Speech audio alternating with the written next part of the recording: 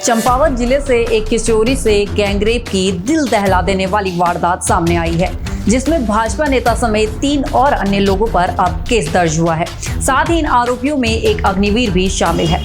आखिर क्या है वारदात की पूरी कहानी, जानने के लिए देखिए हमारी ये खास रिपोर्ट। नमस्कार, आप देख रहे हैं खबर गंगा और मैं हूं आपके साथ अनुरागनी। आज बात करेंगे चंपावत में हुई इस वारदात की। उत्तराखंड के चंपावत से एक ऐसी खबर सामने आई है जिसने देवभूमि को शर्मसार कर दिया है। यहाँ एक 16 साल की नाबालिग लड़की के साथ सामूहिक दुष्कर्म की खौफनाक वारदात को अंजाम दिया गया है, जिसमें पीड़िता को एक सुनसान घर में निर्वस्त्र और रस्सियों से बांधा हुआ पाया गया। सबसे चौंकाने वाली बात यह है कि आरोपियों में एक स्थानीय भाजपा नेता और एक हाल ही में चयनित हुआ अग्निवीर शामिल है। पुलिस के अनुसार पीड़िता को चाकू की नोक पर अगवा कर उसके साथ दरिंदगी की गई और उसे मरने जैसी हालत में आरोपी छोड़कर फरार हो गए।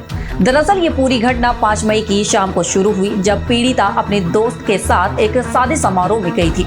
लेकिन जब वह देर तक घर नहीं लौटी और उसका फोन स्विच ऑफ आने लगा तो परिजनों ने पुलिस को सूचना दी, जिसके बाद अगली सुबह सल्ली गांव के एक बंद कमरे में किशोरी बंधक बनी मिली। पीड़िता ने अपने बयान में बताया कि विनोद, नवीन और भाजपा के पूर्व मंडल उपाध्यक्ष पूरन सिंह रावत ने उसे जान से मारने की धमकी दी और बारी बारी से उसके साथ दुष्कर्म किया। फिलहाल पुलिस की फॉरेंसिक टीम ने मौके से साक्ष्य जुटा लिए हैं और पीड़िता की काउंसलिंग के बाद उसे उसके पिता के संरक्षण में भेज दिया गया है। जनपद चंपावत में प्रातः लगभग 3 बजे डायल 112 पर एक बालिका की गुमशुदगी की रिपोर्ट प्राप्त होने पर कोतवाली चंपावत की टीम द्वारा लगभग 1 से 1.5 घंटे के भीतर बालिका को बरामद कर लिया गया था। बालिका द्वारा प्रारंभिक जांच में अपने साथ सामूहिक दुष्कर्म के आरोप लगाए गए, जिसके क्रम में पीड़िता को हॉस्पिटल ले जाकर मेडिकल करवाया गया। परिवारजनों की तहरीर के आधार पर नामजद अभियोग पंजीकृत किया गया और साथ ही साथ पीड़िता का 183 भारतीय नागरिक सुरक्षा संहिता के अंतर्गत मैजिस्ट्रेट के समक्ष बयान भी दर्ज किए गए। उसके पश्चात संवेदनशीलता दिखाते हुए जनपद चंपावत की पुलिस द्वारा CWC के काउंसलर से समन्वय स्थापित करते हुए पीड़िता की काउंसलिंग भी कराई गई। हमारी फोरेंसिक यूनिट्स द्वारा घटनास्थल का निरीक्षण करते हुए वहां से साक्ष्य संकलन की कार्रवाई भी की गई है। संपूर्ण विवेचना का पर्यवेक्षण स्वयं SP चंपावत रेखा यादव द्वारा किया जा रहा है और उनके द्वारा घटनास्थल के निरीक्षण के साथ साथ पीड़िता के बयान भी लिए गए। मैं यही कहना चाहूंगी कि उत्तराखंड पुलिस महिला एवं बाल्य अपराधों के प्रति सजग एवं अति संवेदनशील है। कृपया भ्रामक सूचनाओं पर ध्यान न दें और सोशल मीडिया पर किसी भी प्रकार की अफवाहें फैलाने से बचें। लेकिन इस घटना ने प्रशासन और समाज के सामने कई तीखे सवाल खड़े कर दिए हैं कि क्या देवभूमि की शांतवादियां अब बेटियों के लिए असुरक्षित होती जा रही हैं और रक्षक ही जब भक्षक बन जाए, जैसा कि इस मामले में एक नेता और भावी सैनिक का नाम सामने आया है, तो जनता किस पर भरोसा करे।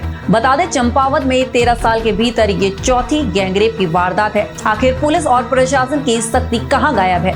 क्या राजनीतिक रसूख के कारण अपराधियों के हौसले इतने बुलंद हो गए हैं कि उन्हें कानून का जरा भी डर नहीं रह गया है? नमस्कार। आज जो मेरे बच्चे के लिए दुर्घटना घटी है, मेरे बच्चे को साजिश करके आज फंसाया गया है। अगर मेरा बच्चा दोषी है तो उसको फांसी की सजा होनी चाहिए और नहीं तो आज कमर राउत ने मेरे बच्चे को निर्दोष फंसाया है। चुनाव की रंजिश है, इसको हमने वोट नहीं दिया, शैलेश गुरु को वोट दिया। उसमें हमसे जलता था, कहता था कि तुमको गाड़ी के नीचे दबा दूंगा और तो तेरे बच्चे का करियर खत्म करूंगा, जीवन में तुमको खाने नहीं दूंगा मैं। और मेरा बच्चा 11 बजे रात में महिला संगीत से आया। 4:14 में मैंने फोन किया, वो दूध तोड़ने गया। वो लड़की इनने मेरा दरवाजा तोड़ के लड़की अंदर कर रखी थी। प्रशासन से मेरी मांग है, अगर मेरे बच्चे की अगर गलती है उसको फांसी दी जाए, नहीं तो मेरे बच्चे को निर्दोष फंसाया जा रहा है। और अग्निवीर में भर्ती हुआ था, इनको जलन है, गरीब आदमी हूँ मैं।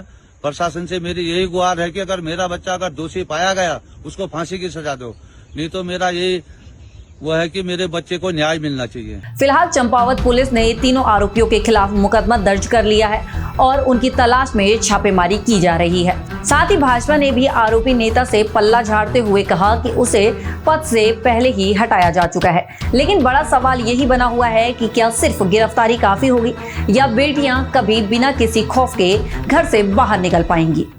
मुझे चंपावत से 3-4 लोगों के अभी फ़ोन आए कि चंपावत में दुर्भाग्यपूर्ण रूप से एक घटना सामने आ रही है, जिसमें एक अवयस्क बालिका के साथ गैंग रेप का मामला सामने आया है। ये भी बताया गया फ़ोनकर्ताओं के द्वारा कि पुलिस इस पर एफआईआर दर्ज नहीं कर रही है, और चूंकि मामला ये है कि इसमें भी भाजपा का कोई पदाधिकारी शामिल है, इसलिए पुलिस एफआईआर करने से बच रही है। तो पुलिस कृपया उत्तराखंड की जनता को लक्ष्य माने कि हमें इनका हित करना है, राजनीतिक नेताओं का हित छोड़ दीजिए। मैं कई बार कह चुका हूं कि राजनीतिक नेताओं के लिए काम करना बंद करें। पुलिस अगर किसी व्यक्ति ने गुनाह किया है, मेरी जानकारी में अभी बहुत बारीकी से ये बात मुझे अभी बारीकी से ये बात पता अच्छी तरह नहीं है, लेकिन 3 लोगों के मुझे फ़ोन आ गए कि वहाँ पर इस प्रकार की घटना हुई है और पुलिस एफआईआर दर्ज नहीं कर रही है। तत्काल पुलिस महानिदेशक इस पर ध्यान दें। मुख्यमंत्री का अपना विधानसभा क्षेत्र भी वहीं है, कृपया वो ध्यान दें। इस प्रकार से अपने लोगों को और खास करके बालिका के रेप के पीड़ित को सिर्फ इसलिए बचाना कि वो आपकी पार्टी का कार्यकर्ता या पदाधिकारी हो, ये कतई शोभा नहीं देता। ये कलंक के समान है। अगर इस रूप में अगर किसी को बचाया जाता तो ये कलंक लगने के समान है। इसलिए माननीय मुख्यमंत्री जी, आप तत्काल ध्यान दीजिए, वहाँ पुलिस को आदेश करिए कि जो भी दोषी हो उस दोषी को बचाने के लिए पुलिस प्रयास न करे, उसके ऊपर तत्काल एफआईआर दर्ज हो, उनकी गिरफ्तारियां हो। और इस प्रकार से मैं पहले कहता आ रहा हूं कि अगर इस प्रकार से दोषियों को, अपराधियों को संरक्षण मिलता रहा तो निश्चित रूप में इस प्रदेश में फिर आम जनता के लिए कोई स्थान नहीं बच जाता, कोई सुरक्षित जगह नहीं बच जाती।